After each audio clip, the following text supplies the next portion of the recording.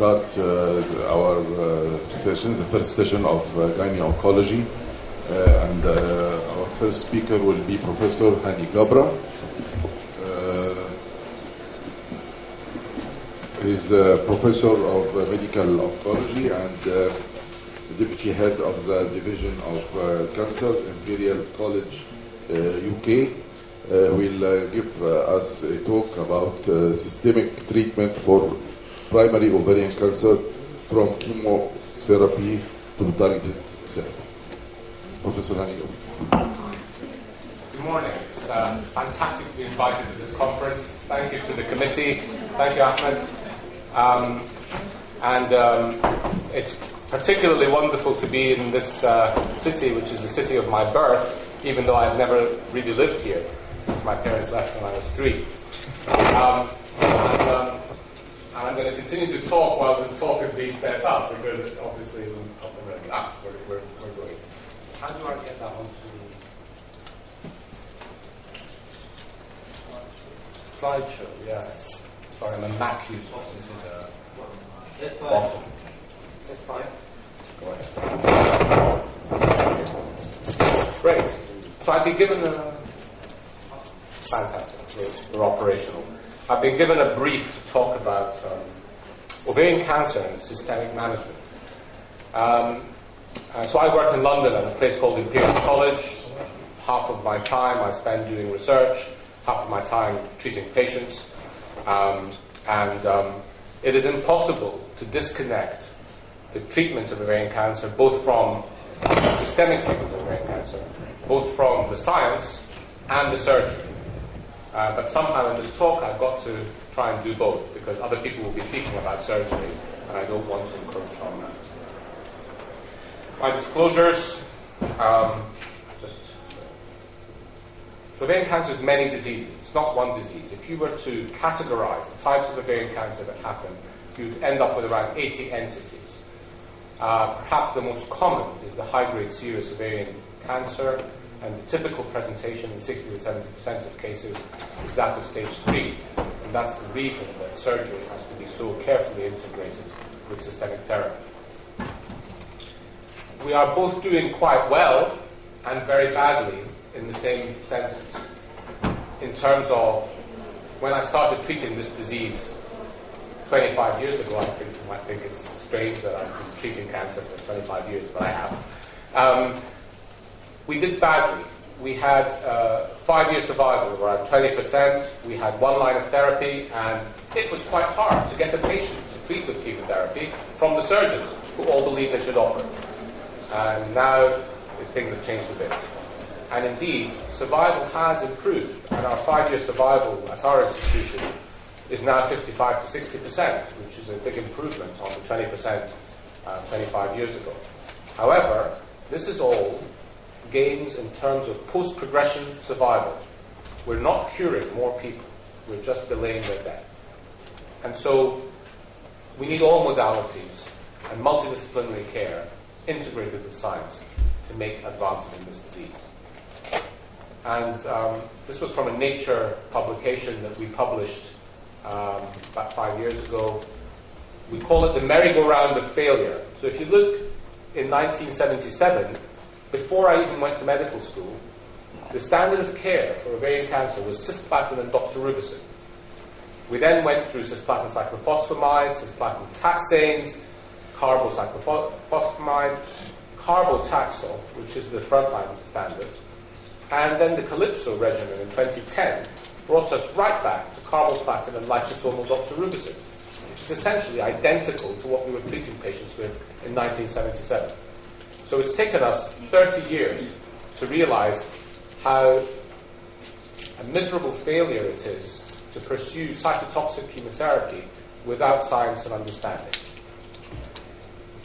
This is a molecular summary on one slide of the status, in my opinion, of ovarian cancer currently. So ovarian cancer is a disease of tumor suppressors and not of oncogenes. And so all the targeted therapies targeting activating mutations are useless, like in lung cancer and renal tumors, etc. The actionable mutation diversity is low. By that I mean the number of actionable mutations and their frequency. It's all around less than 10%, with the exception of P53 and high-grade serous carcinomas, where you have a 99% mutation. And yet we have no real treatments yet with P53. And of course BRCA, which when you add up the familial BRCA of 17% and the somatic BRCA of 8%, is around the 27% BRCA mutation rate. And that is action. Just finally, I think that the future in terms of targeted therapy is going to come from this area called systems biology or systems oncology, which will provide a much better handle on combination targeted approaches that are non-redundant. So, I'm going to tell you about two areas of targeted therapy, since I've already defined for you that chemotherapy has reached its limits. And I'm going to talk obviously about angiogenesis and PARP inhibition. And I'm going to talk in the context of frontline therapy, which obviously is quite early still for PARP inhibition. So bevacizumab, as you know, is an antibody targeting the VEGF ligand, which hits the VEGF receptor, VEGF1. And two seminal clinical trials, the GOG-0218 undertaken in the States, and the ICON-7, which was a European, Canadian, UK study, had slightly different designs, but basically asked the same question. Does adding bevacizumab up front in surgically treated disease help the patient? And there are some minor differences between the two trials. One was 3 arms, the other was 2 arms. And the progressive disease definitions were slightly different in that the GOG-0218 had a GCIG as well as a RESIST progressive disease definition. And also the doses of bevacizumab were different. In the UK we tend to use a lower dose of 7.5 mg per kg, but that's not the label dose, as you know, it's 15 mg per kg, which is the EMA and FDA approved doses. The headline result for progression-free survival, the yellow Kaplan-Meier curve coming down here, shows that there is a benefit, which is not very big for all the noise that we've heard, of 3.8 months difference between maintenance, basically, and no maintenance. However, in the American study, this was completely negative in terms of overall survival, and this really delayed the uptake by the FDA of the license. The ICON-7, using a lower dose of bevacizumab, did show a similar progression-free survival of 2 to 3 months, and the initial overall survival analysis showed no difference, and this received therefore a negative initial commentary. However, there is a group called the High-Risk Subgroup, which I don't really know what that is. It's clearly defined in the paper, but what it actually means is all around surgical quality. But I'm not talking about surgery today, but maybe someone else can maybe explain what the high-risk subgroup means. But basically, if you have either stage 4 disease or some disease left at the end of the operation, you can see in that population an overall survival benefit for the use of bevacizumab. This has led to rather strange behavior subsequently to ensure that patients get bevacizumab. But nevertheless, this has driven, in the UK at least, a license with NICE specifically for this subgroup. So we can't treat with bevacizumab what Americans and Europeans can treat. We can only treat this group in the UK, at least in the NHS. So the next obvious question is that it is a maintenance therapy. It's not providing a very big overall survival advantage, but it seems to be putting a brake on the disease as you treat. And so the Germans have done the most boring imaginable trial, but highly necessary, which is to show the comparison of 15 months versus 30 months of bevacizumab. And that closed, it was a very fast recruiting study, and it closed in 2013, and we're waiting to hear the results from that. Apart from an antibody,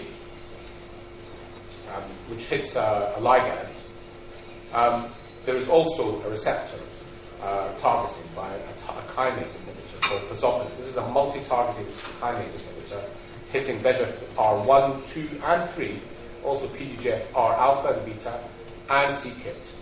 And this is a GSK drug that was subjected to a very similar trial to the headline result from the bevacizumab, where people following first-line surgery and chemo, if not in progressive disease, were randomized to either pazopanib or placebo for 24 months, which is an AGO-German trial. And the progression-free survival was a difference of 5.6 months. So essentially the same result as the bevacizumab, although it may not use the same mechanism. However, similarly, and this tells us about the intrinsic biology around angiogenesis probably, there was no difference in overall survival in this clinical trial. And so angiogenesis appears to be reasonably important enough to license, but not that important because it's not affecting overall survival. So I'm going to switch now to what I would call poor man's angiogenesis.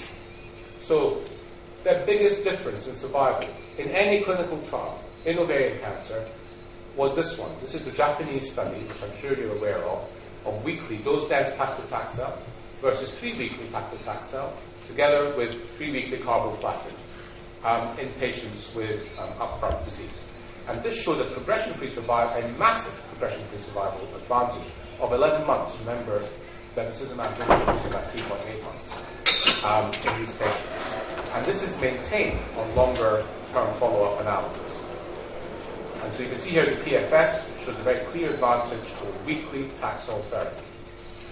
But importantly, the use of weekly Taxol in this population of patients produced a very large overall survival difference, with the median survival not reached yet in the clinical trial, versus the median survival of over 60 months in the 3-weekly arm. So, and a 5-year real difference of 7% in overall survival. So it would seem that just Taxol seems to do much more than anti-angiogenesis. And this difference appears to be principally in suboptimally debulked disease, rather than well-debulked disease. So it may be that it's compensating for inadequate surgical clearance. So in conclusion, dose-dense Taxol with carboplatin improved PFS and OS in patients with advanced ovarian cancer. And this was pretty much restricted, though, to serous endometrioid types and not clear cell adenomas types. So other strategies may be needed. Of course, this has been replicated because the Japanese population is genetically a bit distinct and quite homogeneous, has been replicated in American studies and the ICON-8 clinical trial, as well as the MITO-7 study in Italy.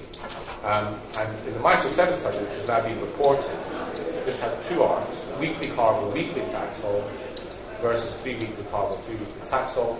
This showed no difference. And it may be that they had used carboplatin in the wrong way. And we can talk about that in questions if you want. The design of ICON-8, which is a Manchester clinical trial, as Ahmed knows, having been there. Well, ICON-8 is now essentially ended, although there's a new arm of ICON-8B that seeks to integrate bevacizumab with neoadjuvant therapy and weekly treatments. And this is probably going to help to answer finally, in practice, what the relationships between weekly Taxol and Avastin actually are.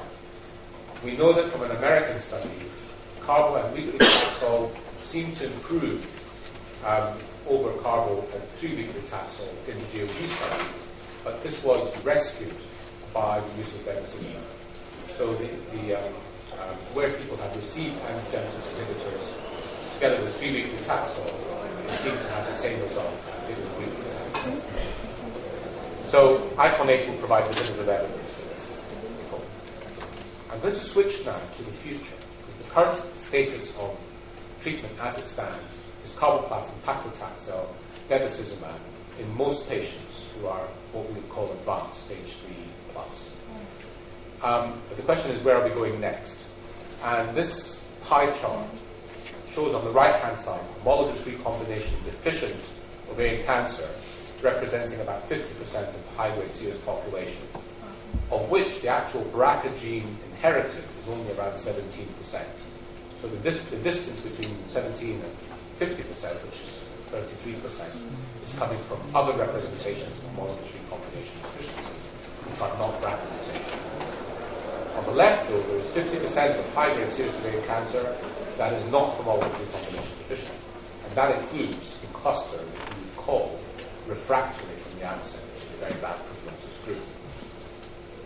So you can think of platinum sensitivity in the frontline setting as a continuum from the ultra-high sensitive BRCA mutant patients to the completely refractory group, which are characterized typically by cyclin E amplification.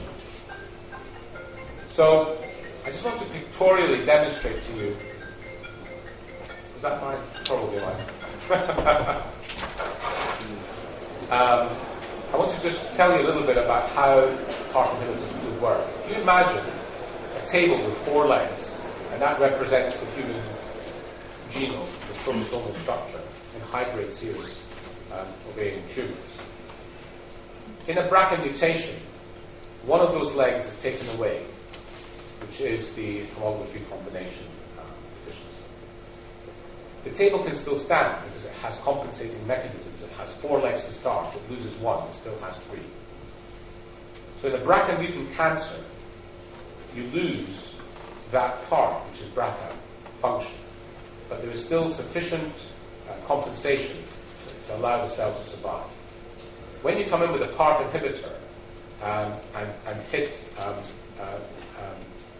single-stranded base and repair, you can no longer sustain that because you take away the second leg. And that is this concept of synthetic lethality that Alan Ashworth first described, that showed that in the context of a BRCA mutant patient, the introduction of a PARP inhibitor would cause a complete collapse of the repair system and cell death. And although this has been fantastic for the development of PARP inhibitors, it's not just there. So now in our laboratory, we are using synthetic lethality experiments to develop a new generation of novel types of treatment based on this approach.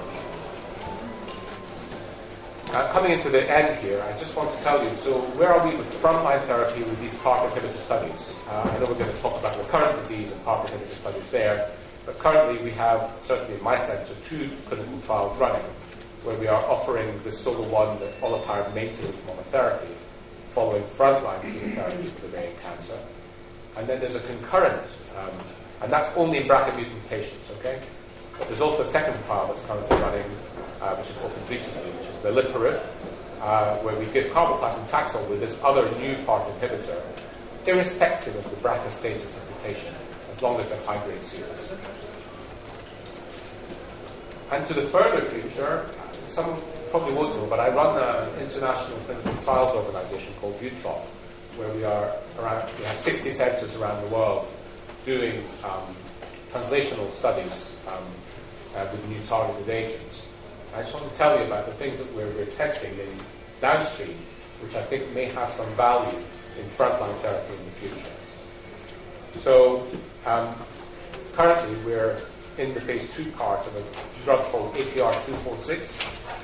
This is a very unique drug because it's the first one to target P53. And what it does is it binds to P53 and changes the mutant conformation back into the wild-type conformation. When it does that, it reactivates P53 and it allows cell death. Now, PARP inhibitors really are applicable currently to only 17% of patients.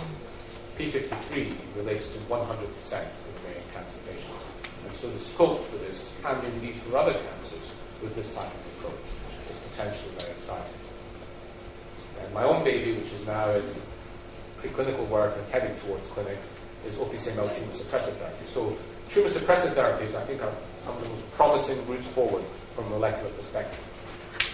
As I've said, I don't think that the standard kinase inhibitors and standard activating mutation inhibitors are going to be of value in ovarian cancer. But that's not to say that if you combine them with a better understanding, that you won't get a better signal. And so I would refer to these as critical pathway inhibitors. And one of the most commonly affected pathways in ovarian cancer is the PI3 kinase pathway. And so currently we have in clinical trials AKT inhibitors, mTOR inhibitors, and indeed PI3 kinase alpha inhibitors, which I think will find their way eventually into frontline use. And a very big surprising finding is that the PI3 kinase pathway has a relationship to a molecule called DNA-PK in the nucleus. And so we are pursuing with AstraZeneca also these new drugs called DNA-PK inhibitors which may be very important in ovarian cancer in the future. And finally, and I know there's a session here on immunotherapy, is whether or not PD-1, PD-L1 immunotherapies are going to be useful in ovarian cancer. Mary Dice has presented something in ASCO last year, which suggested that there was some activity. But we're not very sure really what the signal is going to be in ovarian cancer. And the reason is that it's linked to this being not a very rich in mutation type of disease. There aren't very many activating mutations. And so if you look at diseases where there's success with immunotherapy, it's often where you have activating mutations of particularly kinase inhibitors, etc., of kinases, etc. So, jury's out, and I think there will be a use for immunotherapy in ovarian cancer as we go forward. So, this is my last slide. Median progression-free survival is still around 17 months, and 50% of patients progress by that time in standard carboplatin taxane. The Japanese trial increased this by 11 months to 28 months. Bevacizumab has only increased this by around 3 months. We're still doing badly. Only 15% of patients are alive at 10 years that I kick out of the clinic in London. Much still to do in ovarian cancer, but chemo has now reached its limits and it needs more help. Actionable activating mutations are probably not the way forward. However, tumor suppressive pathway targeting, systems oncology-based targeting, and immunotherapy probably represent the best near future approaches for frontline therapy.